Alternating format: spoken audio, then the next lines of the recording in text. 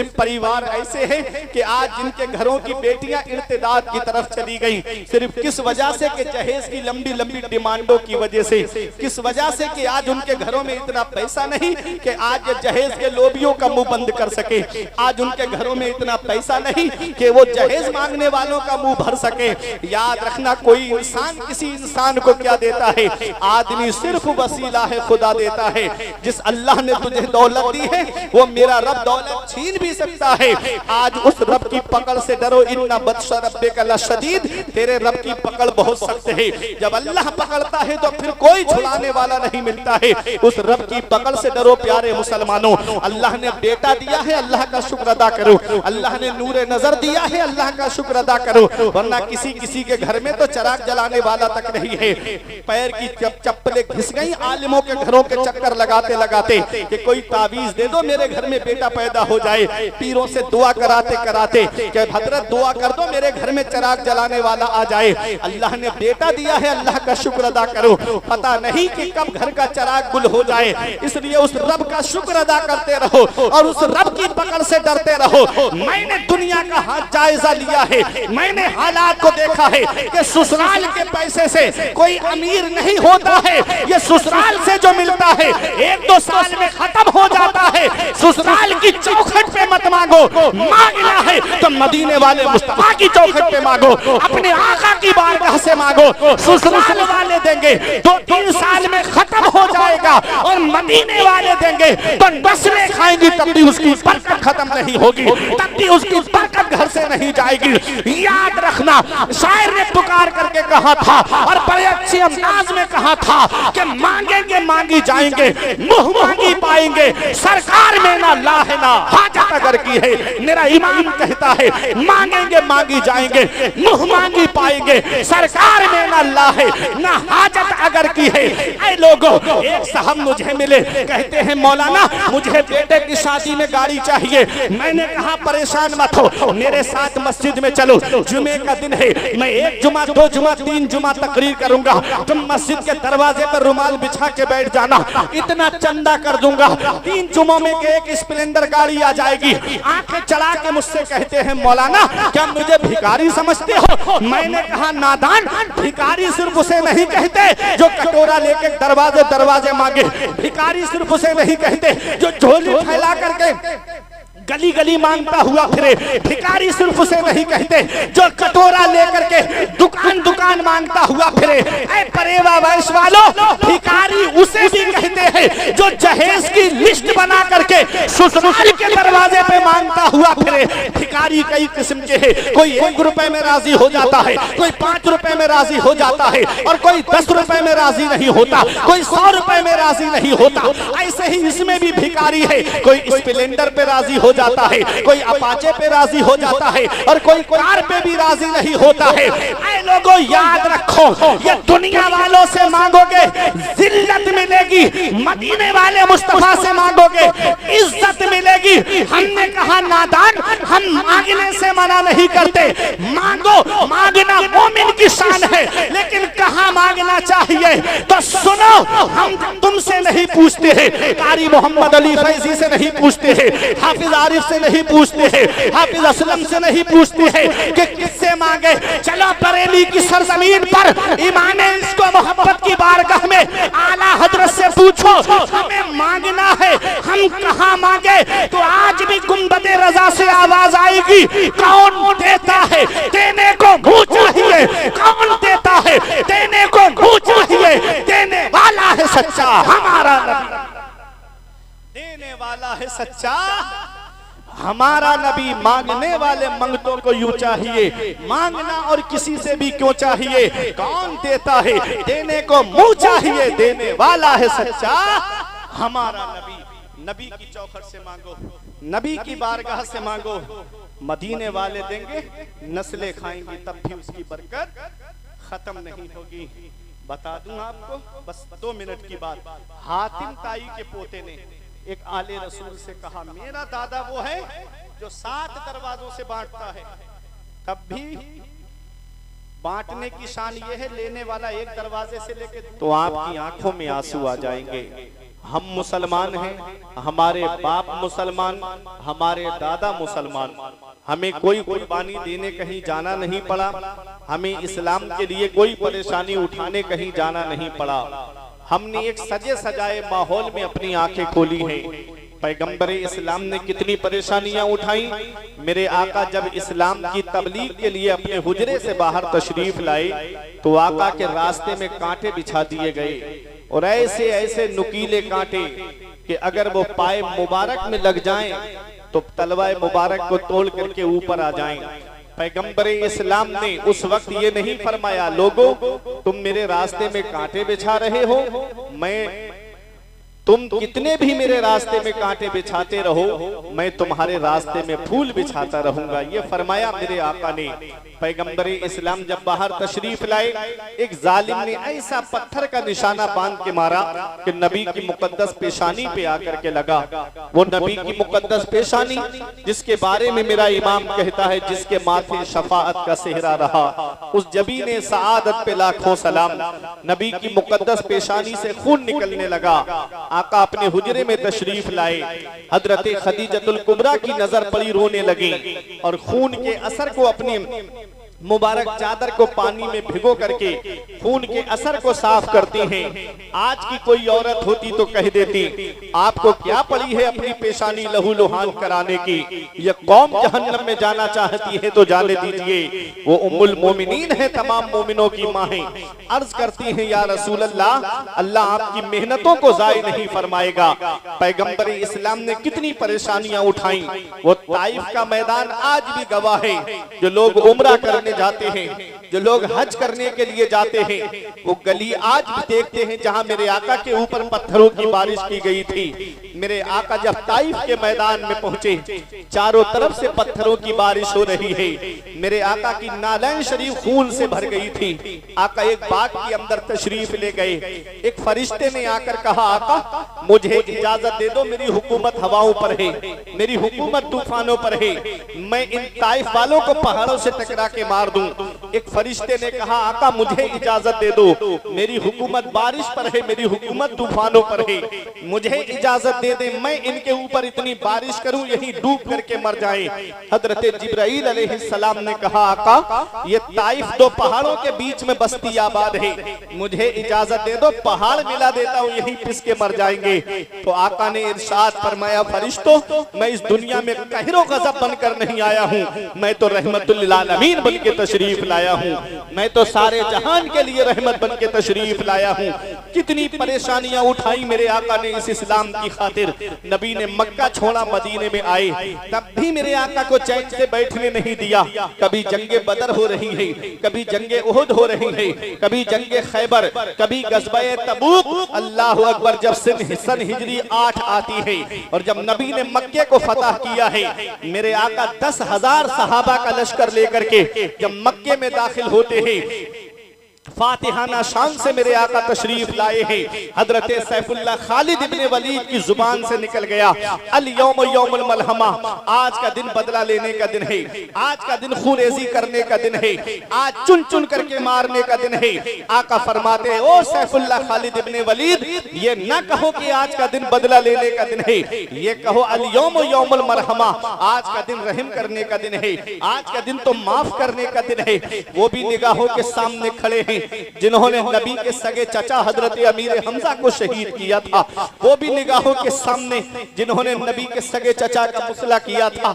आज हमारे घर में अगर कोई किसी पे जुल्म कर दे तो जब उसका परिवार हमारे सामने आता है, हमारे दिल में खून जो है जोश, हमारे जिस्म में खून जोश मारने लगता है कि हम इससे बदला लेंगे, इसने मेरे परिवार को सताया है। आज जरा जरा सी बातों पे हम रिश्ते तोड़ देते हैं, आज जरा जरा सी बातों पे रिश्ते खत्म कर देते हैं। आओ जरा पैगंबर इस्लाम की शान देखो। आज जिस नबी की मोहब्बत में तुम यहाँ पर आए हो, उस नबी का जरा मकाम देखो। पैगंबर इस्लाम के सामने, निगाहों के सामने तमाम लोग हैं। मेरे आका फरमाते, क्या सोचते हो मेरे बारे में? सबने एक जुबान होकर कहा था, आप करीम इब्ने करीम हैं, आप सखी इब्ने सखी हैं, हमने आपको करम करने वाला पाया है। आका इरशाद फरमाते हैं, आज मैं तुम सबसे वही कहूंगा जो मेरे भाई यूसुफ ने अपने भाइयों से से कहा था, ला तसरीबा अलैकुमुल यौम, आज तुमसे कोई बदला नहीं लिया जाएगा, तुम सबके सब आजाद कर दिए गए हो, तुम सबके सब माफ कर दिए गए हो। आला हजरत की नजर पड़ी, बरेली से पुकार के कहते हैं, ये वही हैं जो बख्श देते हैं, ये वही हैं जो बख्श देते हैं। कौन इन जुर्मों पे सजा ना करे, दिल को उनसे खुदा जुदा ना करे, बेकसी लूट ले खुदा ना करे। ये मेरे नबी की शान है। पैगंबर इस्लाम ने इस इस्लाम को फैलाने के लिए कितनी परेशानियों का सामना किया। ऐ लोगों, जब ये इस्लाम दुनिया में फैल गया, सहाबाए किराम ने मशवरा किया था कि हमें जान मिली है नबी के सदक़े में, माल मिला है नबी के सदक़े में, औलाद मिली है नबी के सदक़े में। आका के घर में 2-2 महीने तक चूल्हा नहीं जलता है। हजरत आयशा सिद्दीक़ा रज़ी अल्लाह ताला अन्हा से पूछा गया, ऐ अम्मी जान जरा ये बताइए, उस वक्त जब आका दुनिया ज़ाहिरी से तशरीफ ले जा रहे थे तो उस वक्त चराग में जलाने के लिए तेल कहां से आया? हजरत आयशा सिद्दीक़ा कहती हैं, उस वक्त तेल होता तो हम चराग में नहीं डालते बल्कि उसको पी जाते। ऐसा आलम रहा है।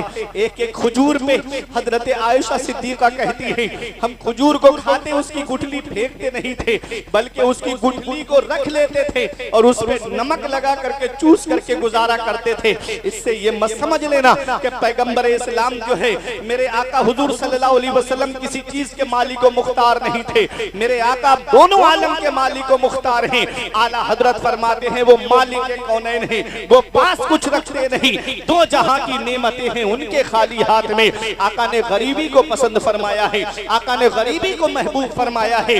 ऐ लोगों, सहाबा ने मशवरा किया, चलो आका की बारगाह में तोहफे लेकर चलते हैं। जब नजराना लेकर के आका की बारगाह में आए, आयत करीमा मेरे आका पे नाजिल होती है, कुल ला अस्अलुकुम अलैहि अजरा, ए मेरे महबूब अपने इन उम्मतियों से कह दो, जो इस्लाम मैंने तुम तक पहुंचाया है, जो दीन मैंने तुम तक पहुंचाया है, ला अस्अलुकुम अलैहि अजरा, मुझे उसका बदला नहीं चाहिए, मुझे उसकी कीमत नहीं चाहिए, मुझे उसका मुआवजा नहीं चाहिए। इल्लल मवद्दता फिल कुर्बा, तुम मुझे कुछ देना चाहते हो तो मेरे अहले बैत से मोहब्बत करो, मेरे घर वालों से मोहब्बत करो। वो अहले बैत कौन है? हजरत अब्दुल्ला इब्ने अब्बास रज़ी अल्लाह ताला अन्हुमा कहते हैं, आका वो आपके अहले बैत कौन है जिनकी मोहब्बत हमारे ऊपर वाजिब है? आका फरमाते, वो अली है, वो फातिमा है, वो हसन है, वो हुसैन है। क्या बात रजा उस चमनिस्ताने करम की, क्या बात रजा उस चमनिस्ताने करम की, ज़हरा है कली जिसमें हुसैन और हसन। कौन अहले बैत है? लोगों, अपना घर सबको प्यारा होता है, अपना वतन सबको प्यारा होता है, अपना मुल्क सबको प्यारा होता है। इस्लाम वो प्यारा मजहब है, इसने जब वतन की कुर्बानी मांगी तो सहाबा ने वतन को छोड़ दिया। इस इस्लाम ने माल की कुर्बानी मांगी, सहाबा ने माल कुर्बान कर दिया। इस इस्लाम ने औलाद की कुर्बानी मांगी, सहाबा ने औलाद कुर्बान कर दी। ऐ परेवा वैश वालों, तमाम की कुर्बानी को एक जगह जमा कर दिया जाए तो करबला में हुसैन की कुर्बानी का जलवा निगाहों के सामने आ जाए। कौन हुसैन है? हाँ ने हुसैन के नाम में 4 हर्फ हैं, हा, सीन, या, नून मिला के हुआ हुसैन। चारों हर्फ अलग अलग पैगाम दे रहे हैं। हाँ ने कहा हक वाला हुसैन, सीन ने कहा सजदे में सर कटाने वाला हुसैन, या ने कहा याद खुदा में मस्त रहने वाला हुसैन, नून ने कहा नाना की उम्मत को बचाने वाला हुसैन। हम जिए कैसे उस इंसान के जीने की तरह, खून भी अपना नहीं जिसके पसीने की तरह। जब से देखा है किताबों में हुसैनो मिन्नी, तो करबला भी मुझे लगता है मदीने की तरह। कौन हुसैन है? अपना घर सबको प्यारा होता है। इस इस्लाम ने जब वतन की कुर्बानी मांगी, कारी मोहम्मद अली फैजी साहिब किबला से अभी आपने कलाम सुना, मदीना बुला लीजिए। वतन भी कैसा प्यारा वतन, जिसके लिए 5 वक्त नमाजों में दुआ करते हैं, दिखा दे या इलाही वो मदीना कैसी बस्ती है जहां पर रात दिन मौला तेरी रहमत बरसती है। वतन भी ऐसा प्यारा वतन, अल्लाह अकबर, जिसके बारे में आका फरमाते हैं जिससे हो सके मदीने में मरे तो वो मदीने ही में मरे, क्योंकि जो मदीने में मरेगा मैं उसकी शफाअत करूंगा। वतन भी कैसा प्यारा वतन, जिसके लिए आका फरमाते हैं मदीने की मिट्टी में शिफा है। अल्लामा हसन कहते हैं, न हो आराम जिस बीमार को सारे जमाने से, उठा ले जाए थोड़ी खाक उनके आस्ताने से। वतन भी कैसा प्यारा वतन, जिसके बारे में मेरे आका फरमाते हैं, मंजारा कब्री वजबत लहू शफाअती, जिसने मेरी कब्र अनवर की जियारत कर ली उस पर मेरी शफाअत वाजिब हो गई। ऐसा प्यारा वतन हुसैन मदीना छोड़कर जा रहे हैं, वो भी मदीने की सरजमीन को हुसैन छोड़कर जा रहे हैं। नाना के रोजे पे आके कहते हैं, नाना मैं इस्लाम की कश्ती किनारे लगाने जा रहा हूँ, अपने नवासे का आखिरी सलाम कबूल करो। अपनी माँ फातिमा की तुरबत पे आए, अम्मी के रोजे पे सलाम करके आगे बढ़े, भाई हसन की तुरबत पे आए और भाई हसन की तुरबत को सलाम करके आगे बढ़े। और जब मेरा हुसैन मदीने से बाहर निकलने लगा तो मुड़ मुड़ के देख रहा था नाना के रोजे की तरफ, मुड़ मुड़ के देख रहा था नाना की तुरबत अतहर की तरफ। आज कारी मोहम्मद अली फैजी यहाँ बैठे हैं, कई बार गुंबद खजरा के जलवे देख कर आए हैं। फतेह मोहम्मद अलीमी साहब यहाँ बैठे हैं, इनसे आप पूछेंगे ये आपको बताएंगे या आपके यहाँ पर कितने लोग ऐसे होंगे जिन्होंने हज किया होगा या उम्रा किया होगा, जिन्होंने गुंबद खजरा के जलवे देखे होंगे। आदमी जब तक मक्के में रहता है घर बार की याद आती है, प्रॉपर्टी की भी कभी कभी याद आती है, लेकिन जब हाजी या उम्रा करने वाला मदीना पहुंचता है, एक बार गुंबद खजरा निगाहों के सामने आता है, दिल में इश्क रसूल का समंदर तलातुम खेज हो जाता है, नबी की मोहब्बत में गुम हो जाता है, नबी के इश्क में गुम हो जाता है। और उसके लबों पे यही होता है, सुबह हो तो कहता है मुस्तफा जाने रहमत पे लाखों सलाम, दोपहर हो तो कहता है काबे के बदरुद्दुजा तुम पे करोड़ों दुरूद, शाम हो तो कहता है या नबी सलाम अलैका। ऐ लोगों, नबी की मोहब्बत, अल्लाहु अकबर, उनसे पूछिए इस वक्त जो वहाँ की हुकूमत है वो 8 दिन से ज्यादा मदीने में हाजी को या उम्रा करने वाले को रहने नहीं देती। 8 दिन कब पूरे हो जाते हैं पता भी नहीं चलता, 8 दिन कब निकल जाते हैं उसे एहसास भी नहीं होता। जब 8 दिन पूरे होते हैं तो कानों में एक आवाज आती है, फला तारीख में जो हाजी आए थे या उम्रा करने आए थे अब उन्हें मदीना छोड़ करके निकलना है। अल्लाहु अकबर, कोई मदीने से मक्के के लिए आता है, कोई मदीने से डायरेक्ट घर के लिए आता है, वो आखिरी सलाम, वो अलविदाई सलाम। अल्लाहु अकबर, एक आशिक से पूछिए जब गुंबद खतरा पे सलाम करने के लिए जाता है और जब आका के रोजे पे अलविदाई सलाम करके जब वापस होता है, सुनहरी जालियां पकड़ के कहता है, मौला इस दयार में आने के लिए पूरी जिंदगी दुआ करता रहा, दिखा दे या इलाही वो मदीना कैसी बस्ती है जहाँ पर रात दिन मौला तेरी रहमत बरसती है। मौला गुंबद खजरा के जलवों में गुम हो गया, 8 दिन कब निकले मौला पता भी नहीं चला। ए मेरे मौला तू मुझे जिंदगी दे, मौला तू मुझे माल दे, दौलत दे, तो एक बार अपने महबूब का रोजा और दिखा देना। यही तमन्ना लेके आता है कि एक बार अपने महबूब का रोजा और दिखा देना मेरे मौला। अल्लाहु अकबर, ये एक आशिक है, 8 दिन मदीने में रहने वाला हाजी या उम्रा करने वाला जब गुंबद खजरा के जलवे देख करके वापस होता है, जब मदीने से रुखसत होता है तो उसके दिल की कैफियत मैं आपको बताना चाहता हूँ। मैंने खुद हाजियों की जुबानी सुना, मैंने खुद उम्रा करने वालों की जुबानी सुना कि जब गुंबद खजरा पे सलाम करके जब हाजी वापस होता है तो आंखों से आंसू रोके नहीं रुकते हैं। सामान्य सफर तैयार करता है हाजी मगर आंसू नहीं रुकते, आंसुओं के सैलाब को आस्तीन में जज्ब करता है हाजी और अपना सामान लेकर के सवारी की तरफ बढ़ता है। घंटों बैठ करके बसों में रोते हुए आशिकों को हमने देखा और सुना है। अल्लाहु अकबर, जब तक फ्लाइट में बैठ करके रोता है आशिक। और शायर ने कहा था, तैबा से लौटना किसी आशिक से पूछिए, तैबा से लौटना किसी आशिक से पूछिए, ऐसा लगा कि रूह बदन से निकल गई। और अल्लामा हसन कहते हैं, मर के जीते हैं जो जाते हैं मदीना ए हसन, और जी के मरते हैं जो आते हैं मदीना छोड़कर। अल्लाहु अकबर, मदीने की सरजमीन को 8 दिन मदीने में रहने वाला हाजी जब छोड़े, उम्रा करने वाला जब मदीने की सरजमीन को छोड़े तो आंखों से आंसू रोके नहीं रुके। ये वो हाजी है, उम्रा करने वाला है जिसका घर मदीने में नहीं, जिसकी प्रॉपर्टी मदीने में नहीं, जिसका सरमाया मदीने में नहीं, जिसका कारोबार मदीने में नहीं, जिसका घर मदीने में नहीं, सिर्फ नबी का रोजा देखने गया है। तब मोहब्बत का ये आलम है। अरे बिन देखे जब ये आलम है तो दीदार का आलम क्या होगा। अल्लाह अकबर। अभी इसने नबी के रोजे का दीदार किया है, नबी के जलवों को नहीं देखा है।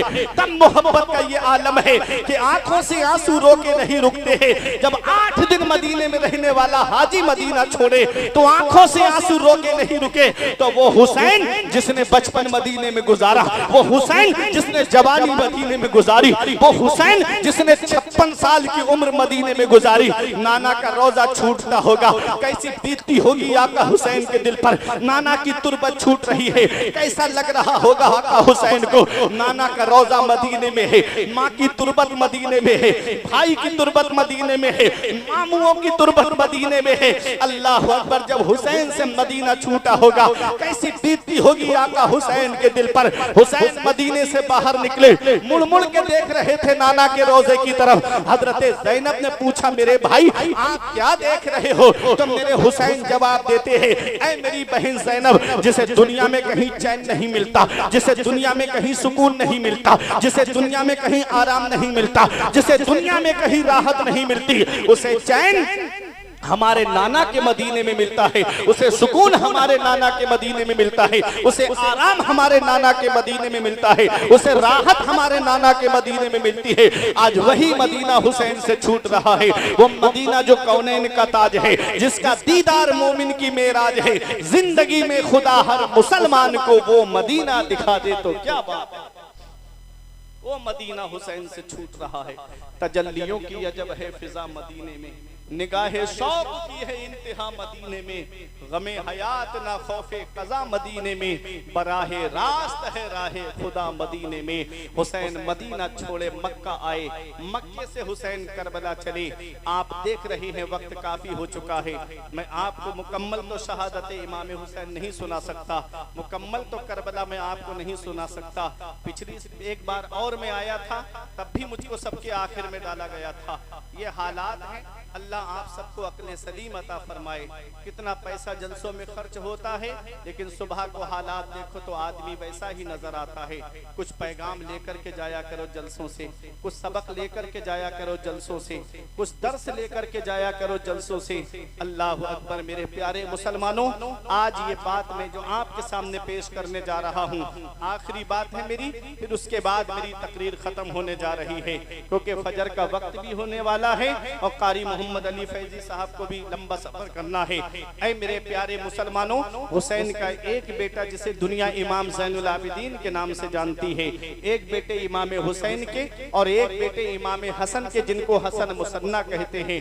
ऐ लोगों, इमाम हसन मुसन्ना से हसनी सैयद चले हैं और इमाम हुसैन के बेटे इमाम ज़ैनुल आबिदीन से हुसैनी सैयद चले हैं। ये दो से नस्ल चली है मेरे आका की। और याद रखना दुनिया वालों, आज दुनिया का हाल तो ये है कि आप तारीख उठा करके देखो, यजीद के 14 बेटे और 6 बेटियां तारीख में बताई जाती हैं, और हुसैन का एक बेटा करबला के मैदान से वापस आया है। पूरी दुनिया का सर्वे कर लीजिए, आपको यजीद की नस्ल ढूंढे से नहीं मिलेगी, और हुसैन का एक बेटा करबला के मैदान से आया है। दुनिया का कोई कोना ऐसा नहीं है जहां मेरे हुसैन की नस्ल मौजूद नहीं है, जहां सैयद मौजूद नहीं है, जहां आले रसूल मौजूद नहीं है। उधर ना तीर ना खंजर कमान बाकी है, इधर हर एक दहन में जुबान बाकी है। अजीब जंग है वो जंगे करबला, जिसमें हुआ जो कत्ल वही खानदान बाकी है। अजीब जंग है वो जंगे करबला, जिसमें हुआ जो कत्ल वही खानदान बाकी है। एक बेटा हुसैन का मैदान करबला से वापस आया। आपके जहन में एक सवाल आता होगा कि एक बेटे से इतनी नस्ल कैसे फैल गई। तो आओ मैं एक मिसाल से आपको समझा देता हूँ। एक वो जानवर है जिसे बकरी या बकरा कहते हैं, और एक वो जानवर है जिसे खिंजीर कहते हैं। वो एक बार में 12-13 बच्चों को जन्म देती है, और बकरी 2 बच्चे 3 बच्चे 4 से ज्यादा मैंने नहीं सुने। और बकरा ईद के मौके पे कितने बकरे कुर्बान होते हैं, लाखों करोड़ों अरबों बकरे कुर्बान हो जाते हैं, और उसकी कुर्बानी नहीं होती है। होना तो ये चाहिए था कि उस जानवर से जंगल भर जाते, होना तो ये चाहिए था कि वो जानवर हर जगह नजर आता, लेकिन उसकी नस्ल कहीं कहीं आपको नजर आएगी, और बकरी और बकरा हर गली कूचे में आपको मिल जाएगा।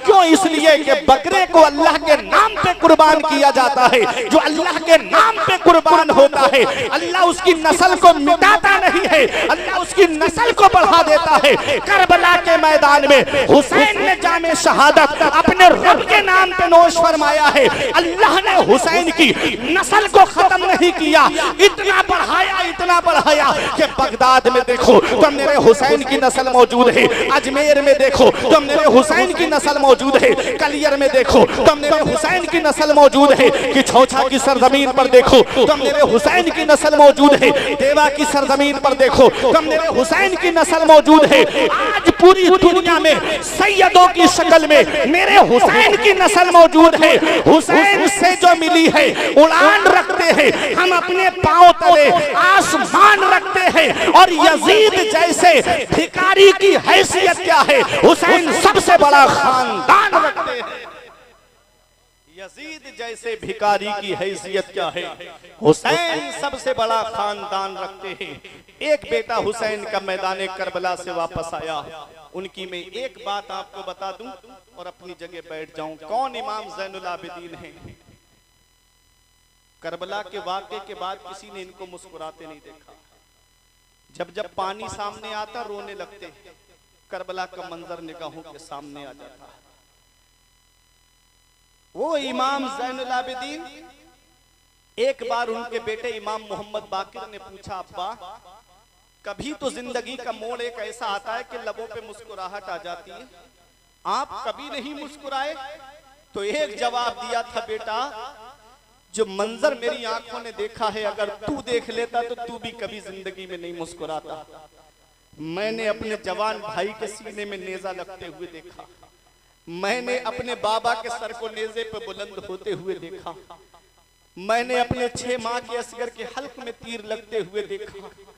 अल्लाह अकबर। जब इमाम ज़ैनुल आबिदीन मदीना वापस आए थे तो 2 काम किए थे आपने, एक आपने मदरसा खोला था और एक आपने लंगर खाना खोला था। मदरसे में नाना की हदीस का दर्स देते थे और लंगर पे भूखों को खाना खिलाते थे। लंगर पे आप भूखों को खाना खिलाते, प्यासों को पानी पिलाते।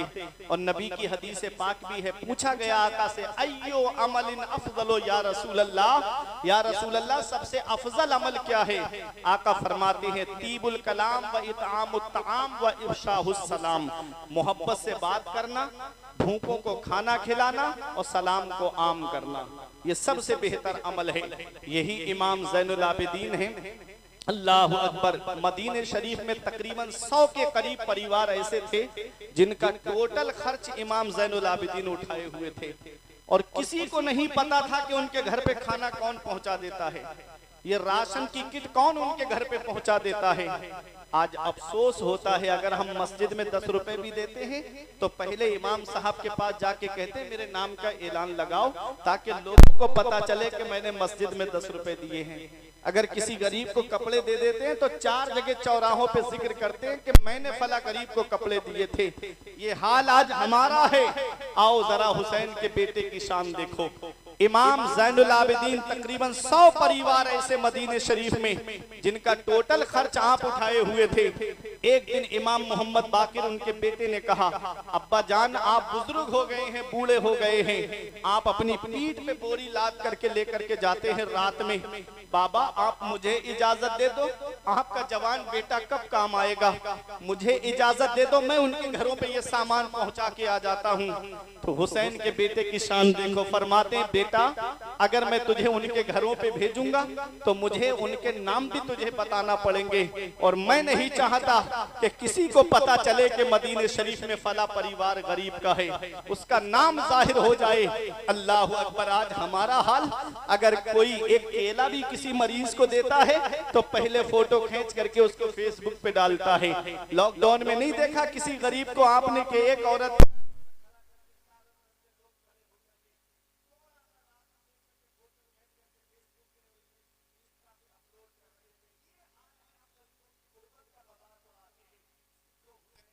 से खुद खाते नहीं थे, औरों को खिलाते थे, खुद खाते नहीं थे, औरों को खिलाते थे। कैसे साबिर थे मोहम्मद के घर आने वाले। ये हुसैन के बेटे की शान है। फरमाया बेटा मैं तुझे भेजूंगा तो उनके नाम भी तुझे बताना पड़ेंगे, और मैं नहीं चाहता कि किसी को पता चले कि मदीने में फला परिवार गरीबों का है। रात में खाने पीने की किट बनाते सामान की, और रात के अंधेरे में उनके घरों के दरवाजों पे रख करके इमाम ज़ैनुल आबिदीन आ जाते थे। सुबह को जब वो दरवाजा खोलते तो पता चलता कि कोई खाने पीने का सामान उनके घर पे रख करके चला गया है। ये है इमाम ज़ैनुल आबिदीन। ऐ लोगों, मैं बताना ये चाहता हूँ कि हमें हुसैन के बेटे का किरदार अपनाना चाहिए। हमें भी देखना चाहिए कि हमारी बस्ती में कहीं कोई गरीब तो नहीं है। हमें भी देखना चाहिए कहीं हमारी बस्ती में कोई परेशान तो नहीं है। आज हम अपने पड़ोसियों का ख्याल नहीं रखते, आज हम अपने पड़ोसियों का ख्याल नहीं रखते हैं। ये हालात आज हमारे बनते चले जा रहे हैं। कितने मुस्लिम परिवार ऐसे हैं कि आज जिनके घरों की बेटियां इर्तिदाद की तरफ चली गई, सिर्फ किस वजह से कि जहेज की लंबी लंबी डिमांडों की वजह से, किस वजह से कि आज उनके घरों में इतना पैसा नहीं कि आज ये जहेज के लोबियों का मुंह बंद कर सके। आज उनके घरों में इतना पैसा नहीं कि वो जहेज मांगने वालों का मुंह भर सके। याद रखना, कोई इंसान किसी इंसान को क्या देता है? आदमी सिर्फ वसीला है, खुदा देता है। जिस अल्लाह ने तुझे दौलत दी है वो मेरा रब दौलत छीन भी सकता है। आज उस रब की पकड़ से डरो, इन्ना बत्शा रब्बिका लशदीद। तेरे रब की पकड़ बहुत सख्त है। जब अल्लाह पकड़ता है तो फिर कोई छुड़ाने वाला नहीं मिलता है। उस रब की पकड़ से डरो प्यारे मुसलमानों। अल्लाह ने बेटा दिया है, अल्लाह का शुक्र अदा करो। अल्लाह ने नूरे नजर दिया है, अल्लाह का शुक्र अदा करो। वरना किसी किसी के घर में तो चराग जलाने वाला तक नहीं है। पैर की चप्पलें घिस गई आलिमों के घरों के चक्कर लगाते लगाते कि कोई तावीज दे दो मेरे घर में बेटा पैदा हो जाए। पीरों से दुआ कराते कराते कि हजरत दुआ कर दो मेरे घर में चराग जलाने वाला आ जाए। अल्लाह ने बेटा दिया है, अल्लाह का शुक्र अदा करो। पता नहीं कि कब घर का चराग गुल हो जाए, इसलिए उस रब का शुक्र अदा करते रहो और उस रब की पकड़ से डरते रहो। मैंने दुनिया का हाथ जायजा लिया है, मैंने हालात को देखा है कि ससुराल के पैसे से कोई अमीर नहीं होता है। ये ससुराल से जो मिलता है 1-2 साल में खत्म हो जाता है। ससुराल की चौखट पे मत मांगो, मांगना है तो मदीने वाले मुस्तफा की चौखट पे मांगो, अपने आका की बारगाह से मांगो। ससुराल वाले देंगे 2-3 साल में खत्म हो जाएगा, और मदीने वाले देंगे तो नस्लें खाएंगी, तब भी उसकी बरकत खत्म नहीं होगी, तब भी उसकी बरकत घर से नहीं जाएगी। याद रखना, शायर ने पुकार करके कहा था और बड़े अच्छे अंदाज में कहा था कि मांगेंगे मांगी जाएंगे, मुंह मांगी पाएंगे, सरकार में ना लाहे ना हाजत अगर की है। मेरा ईमान कहता है मांगेंगे मांगी जाएंगे, मुंह मांगी पाएंगे, सरकार में ना लाहे ना हाजत अगर की है। ऐ लोगों, एक साहब मुझे मिले, कहते हैं मौलाना मुझे बेटे की शादी में गाड़ी चाहिए। मैंने कहा परेशान मत हो, मेरे साथ मस्जिद में चलो, जुमे का दिन है, मैं 1 जुमा 2 जुमा 3 जुमा तकरीर करूंगा, तुम मस्जिद के दरवाजे पर रुमाल बिछा के बैठ जाना, इतना चंदा कर दूंगा। 3 जुमों में एक स्प्लेंडर गाड़ी आ जाएगी। आंखें चढ़ा के मुझसे कहते हैं मौलाना क्या मुझे भिखारी समझते हो? मैंने कहा नादान, भिखारी सिर्फ उसे नहीं कहते जो कटोरा लेके दरवाजे दरवाजे मांगे, भिखारी सिर्फ उसे नहीं कहते जो झोली फैला करके गली गली मांगता हुआ फिरे, भिखारी सिर्फ उसे नहीं कहते जो कटोरा लेकर के दुकान दुकान मांगता हुआ फिरे। ऐ परेवा वैश वालों, भिखारी उसे भी कहते हैं जो जहेज की लिस्ट बना करके ससुराल के दरवाजे पे मांगता हुआ फिरे। भिखारी कई किस्म के हैं, कोई 1 रुपए में राजी हो जाता है, कोई 5 रुपए में राजी हो जाता है, और कोई 10 रुपए में राजी नहीं होता, कोई 100 रुपए में राजी नहीं होता। ऐसे ही इसमें भी भिखारी है, कोई स्प्लेंडर पे राजी हो जाता है, कोई अपाचे पे राजी हो जाता है, और कोई कार पे भी राजी नहीं होता है। ऐ लोगों याद रखो, ये दुनिया वालों से मांगोगे जिल्लत मिलेगी, मदीने वाले मुस्तफा से मांगोगे इज्जत मिलेगी। हमने कहा नादान, हम मांगने से मना नहीं करते, मांगो, मांगना मोमिन की शान है, लेकिन कहाँ मांगना चाहिए तो सुनो, हम तुमसे नहीं पूछते हैं, कारी मोहम्मद अली फैजी से नहीं पूछते हैं, हाफिज आरिफ से नहीं पूछते हैं, हाफिज असलम से नहीं पूछते हैं कि किससे मांगे। चलो बरेली की सरजमीन पर इमाम इश्क व मोहब्बत की बारगाह में आला हजरत से पूछो हमें मांगना है हम कहाँ मांगे, तो आज भी गुंबदे रजा से आवाज आएगी, कौन देता है देने को मुंह चाहिए, कौन देता है देने को मुंह चाहिए, देने वाला है सच्चा हमारा नबी, देने वाला है सच्चा हमारा नबी। मांगने वाले मंगतों को यूं चाहिए, मांगना और किसी से भी क्यों चाहिए, कौन देता है देने को मुंह चाहिए, देने वाला है सच्चा हमारा नबी। नबी की चौखट से मांगो, नबी की बारगाह से मांगो, मदीने वाले देंगे, नस्लें खाएंगी, तब भी उसकी बरकत खत्म नहीं होगी। बता दूं आपको, बस 2 मिनट की बात। हातिम ताई के पोते ने एक आले रसूल से कहा, मेरा दादा वो है जो 7 दरवाजों से बांटता है, तब भी बांटने की शान ये है, लेने वाला एक दरवाजे से लेके दूसरे पे आए तब भी देता है, 7 पे बारी बारी आए तब भी देता है, मना नहीं करता। तो आले रसूल ने कहा, वो तेरा दादा है जो 7 दरवाजों से बांटता, तब भी साहिल की तमन्ना पूरी नहीं होती, उसकी ख्वाहिश पूरी नहीं होती। एक पे लिया, दूसरे पे आ गया, फिर भी पूरी नहीं हुई, तीसरे पे आया, फिर भी पूरी नहीं हुई, 7 पे बारी बारी आया, तब भी पूरी नहीं हुई। अरे मेरा नाना वो है जो एक दरवाजे से बांटता है, एक चौखट से बांटता है, और बांटने की शान ये है कि मांगने वाला एक बार नाना की चौखट पर आ जाए तो क़यामत तक किसी के सामने हाथ नहीं फैलाता है। मर्तबा क्या कोई जाने शहे बाला तेरा, आसमानों पे मलाइक में है चर्चा तेरा, तू सखी ऐसा कि हातिम भी है मंगता तेरा, वाह क्या जूदो करम है शहे बता तेरा, नहीं सुनता ही नहीं मांगने वाला, नहीं सुन